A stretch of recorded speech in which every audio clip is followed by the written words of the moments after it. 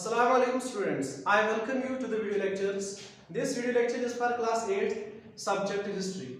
Today we are going to discuss about decline of Indian cotton textile industries. आज हम पढ़ेंगे Indian cotton textile industry जो है वो क्यों डिक्लाइन हो गई, वो क्यों खत्म हो गई। आपने इससे पहले पढ़ा कि इंडिया की क्लोथ्स जो थे, इंडिया की कॉटन टेक्सटाइल्स जो थी वो बहुत ज्यादा डोमिनेंट थे वर्ल्ड मार्केट में। वो यूरोप में भी उनकी काफी डिमांड थी, अमेरिका में भी उनकी डिमांड थी, सेंट्रल एशिया में भी इंडियन कॉटन टेक्सटाइल्स चलते थे और साउथ ईस्ट एशिया में भी इंडियन कॉटन टेक्सटाइल्स चलते थे। बहुत ज्यादा डिमांड थी यूरोपियन मार्केट्स में भी इंडियन कॉटन टेक्सटाइल्स की। इसी वजह से यूरोपियन ट्रेडिंग कंपनीज इंडिया में आई थी और वो यहाँ से ये कॉटन टेक्सटाइल्स खरीदते थे और यूरोप में फिर उनको सेल करते थे। इससे उनको बहुत ज्यादा फायदा होता था। लेकिन हम एक देखते हैं, एक ट्रेंड देखते हैं 19th सेंचुरी की लेटर हाफ में, 1850 के बाद हम देखते हैं इंडियन कॉटन टेक्सटाइल इंडस्ट्रीज जो है उनमें एक डिक्लाइन आता है, उनमें उतनी प्रोडक्शन नहीं होती है। हमें देखना है कि क्यों ऐसा क्यों होता है कि Indian cotton textile industries decline हो जाती है। आप लोगों ने इससे पहले पढ़ा, पहला काज हम बोलेंगे इंडस्ट्रियल रेवोल्यूशन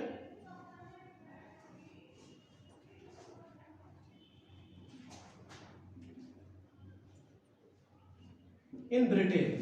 सबसे पहला काज क्यों Indian cotton textile industries decline हो गई, पहला काज जो है वो है industrial revolution in Britain. Britain में, इंग्लैंड में इंडस्ट्रियल रेवोल्यूशन आता है। वहां कॉटन क्लोथ सब इंडस्ट्रीज के जरिए बनने लगते हैं, मशीन्स के जरिए बनने लगते हैं।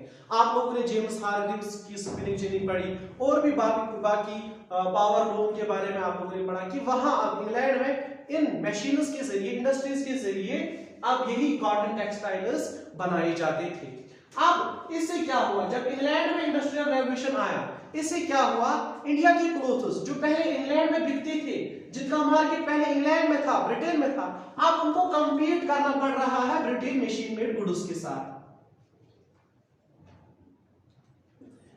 यानी पहला काज जो है कि अब इंडिया के क्लोथ्स को ब्रिटेन में, इंग्लैंड में वहां मशीन मेड गुड्स के साथ कंपीट करना पड़ रहा है। पहले वहां कॉटन क्लोथ्स नहीं बनते थे, इंडिया से कॉटन क्लोथ्स जाते थे और वहां उस मार्केट में, ब्रिटेन के मार्केट में चलते थे।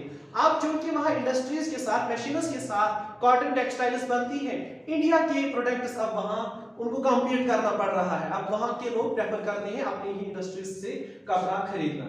ये तो एक काज था। लेकिन इसके साथ साथ क्या हुआ, जो ब्रिटेन के इंडस्ट्रियलिस्ट्स थे उन्होंने वहां की गवर्नमेंट को प्रेस किया कि जो इंडिया से क्लोथ्स आती है, इंडिया से कॉटन टेक्सटाइल्स आती हैं, उन पे इंपोर्ट ड्यूटीज लगनी चाहिए। दूसरा हम काज कह सकते हैं इंपोर्ट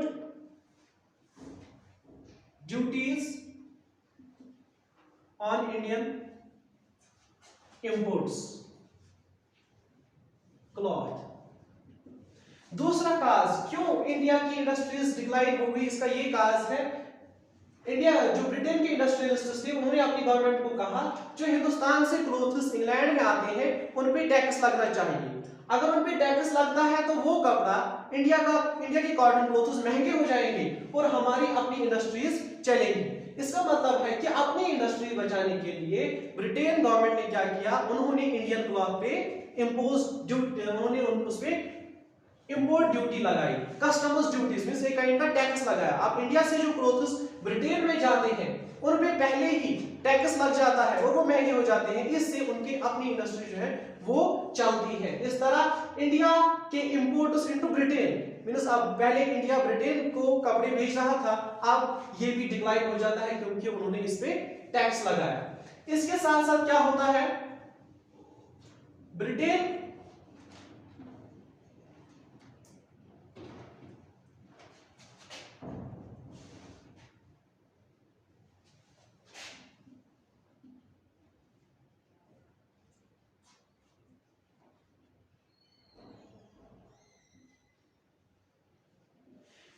मशीन मेड गुड्स जो थे, ब्रिटेन में मशीन मेड गुड्स जो बनते थे, कपड़े बनते थे, उन्होंने they ousted Indian cloth from international market. International market जो था, चाहे अफ्रीका था या अमेरिका था या सेंट्रल एशिया था, वहां पहले इंडिया की कॉटन क्लोथ्स चलते थे, इंडिया की कॉटन क्लोथ्स डोमिनेंट थे। अब ब्रिटेन की मशीन मेड गुड्स वहां पहुंचते हैं, वो ज्यादा चीप होते हैं क्योंकि मशीनों से बनते हैं, इंडियन क्लोथ्स हाथों से बनते थे, उस पे लेबर कास्ट ज्यादा आता था, इंडिया के क्लोथ्स ज्यादा महंगे होते थे, ब्रिटेन के मशीन मेड गुड्स ज्यादा सस्ते होते थे और फाइनर क्वालिटीज के भी होते थे क्योंकि मशीन से बनते हैं। इस तरह ब्रिटेन के गुड्स ने, ब्रिटेन के क्लोथ्स ने इंटरनेशनल मार्केट से इंडिया के क्लॉथ को ओस्ट किया, निकाल दिया। अब इंटरनेशनल मार्केट में भी ब्रिटेन गुड्स ही चलती हैं, इंडिया के गुड्स क्यों नहीं चलते? क्योंकि वो ज्यादा महंगे हो जाते हैं। ये तो था ही, लेकिन इसके साथ साथ क्या होता है, इन द 19th सेंचुरी हम देखते हैं इंडिया में ब्रिटेन गुड्स आ जाते हैं।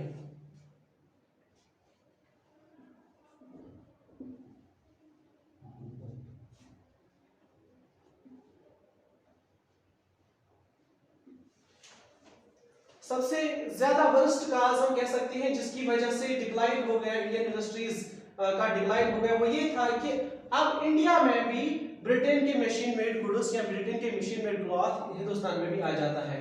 जो ब्रिटेन में इंडस्ट्रियलिस्ट्स थे, जो वो लोग जिन्होंने इंग्लैंड में इंडस्ट्रीज डाली थी, मशीनों के जरिए कपड़ा बना रहे थे, उन्होंने इंग्लिश ईस्ट इंडिया कंपनी को या यहाँ की गवर्नमेंट को कहा कि आप इंग्लैंड से क्लॉथ जो है, कपड़े जो है वो इंडिया में ले जाइए और वहां इसका मार्केट बनाइए। इस तरह इंडिया में पहले जो इंडियन इंडस्ट्रीज का अपना मार्केट था, इंडियन इंडस्ट्रियल प्रोडक्ट्स की डिमांड हिंदुस्तान में ही थी। हिंदुस्तान के काफी लोग अपनी ही कंट्री के गुड्स को यूज करते थे, लेकिन ये भी बाद में डिक्लाइन हो जाता है क्योंकि हिंदुस्तान में भी अब ब्रिटेन गुड्स ही चलते हैं, इंग्लैंड के क्लोथ्स चलते हैं। इंग्लैंड का एक पर्टिकुलर टाइप ऑफ क्लॉथ जो था या मैनचेस्टर सिटी से आता था, उसे मैनचेस्टर क्लॉथ कहते हैं।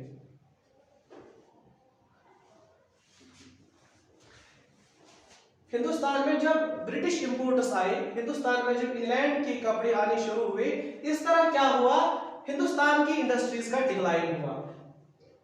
इसमें क्या प्रोसेस था, मसला क्या था, जो इंग्लैंड से गुड्स आते थे, जो इंग्लैंड से क्लोथ्स आते थे, वो ज्यादा सस्ते होते थे और ज्यादा अच्छी क्वालिटीज के होते थे। इंडिया में जो क्लोथ बनते थे, कपड़े बनते थे, वो हाथों से बनते थे, ज्यादा महंगे होते थे। इस तरह इंडियन लोग भी प्रेफर करते थे, वो भी ब्रिटिश मशीन मेड गुड्स को प्रेफर करते थे, वही खरीदते थे। इस तरह इंडियन इंडस्ट्रीज डिक्लाइन हुई। और फाइनली हम देखते हैं एक और cause, one of the most important cause जो बनता है,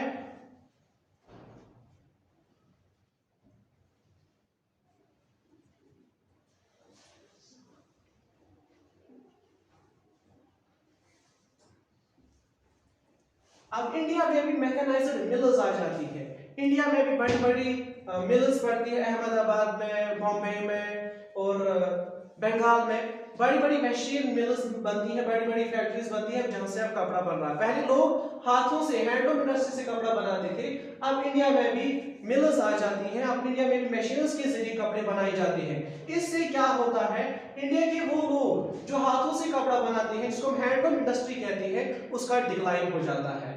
हम देख सकते हैं कि पहले बहुत ज्यादा लोग इस जॉब के साथ इन्वॉल्वड थे, उनका रोजगार चल रहा था इन इंडस्ट्रीज के साथ, लेकिन with the passage of time, जब इन काजेस की वजह से, इन वजूहात की वजह से क्या होता है, Indian industries, Indian handloom industry decline हो जाती है और बहुत सारे लोगों का रोजगार भी चला जाता है। वो लोग जिनका रोजगार चला जाता है ड्यू टू डी इंडस्ट्रियलाइजेशन, इसको हम कहते हैं deindustrialisation of India, India की इंडस्ट्रीज डिक्लाइन हो जाती है।